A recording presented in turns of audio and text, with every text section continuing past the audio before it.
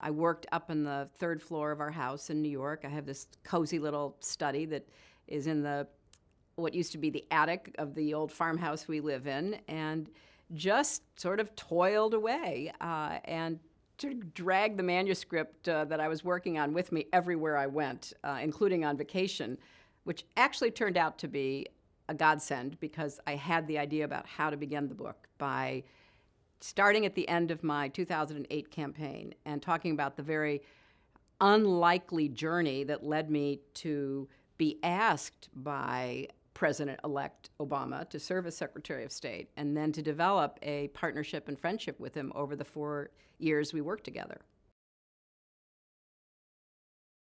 I considered a lot of titles. As you might guess, I had a long list of unsolicited suggestions. Some said It Takes a World, because I had written a book back in the 90s called It Takes a Village.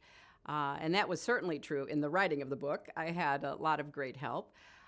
There was also this wonderful idea that just stayed with me that I thought about very seriously. The Scrunchy Chronicles, 112 countries, and it is still all about my hair. I got a big kick out of that because even during the 4 years I served as Secretary of State, I did go to 112 countries. I was on the airplane for so many days, and I didn't have time to worry about my hair. And so I just let it grow, and I pulled it back, and oh my goodness, I got so many comments about that.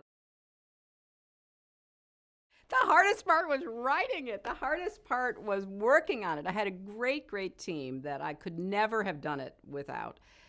But ultimately, I had to take responsibility for every word. I had to be the one who decided how I wanted to describe a situation, how I thought it fit into my overall view about where America is in the 21st century. How to connect it with people here at home. You know, why does an economic crisis in Athens, Greece affect people living in Athens, Georgia?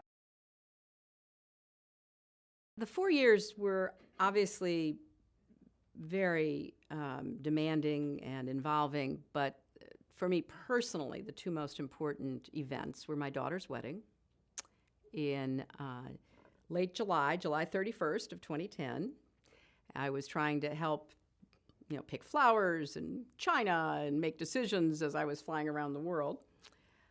And then my mother's death in November 1st of 2011. So on a personal level, I had the heights and the depths of emotions and experiences. And for both of them, I was incredibly grateful that I could be open enough and ready enough to embrace those experiences while still carrying my responsibilities. And at the end of the day, they're the two most important events of those 4 years. A lot of others come close, but nothing will ever replace the joy and the sorrow that I personally experienced.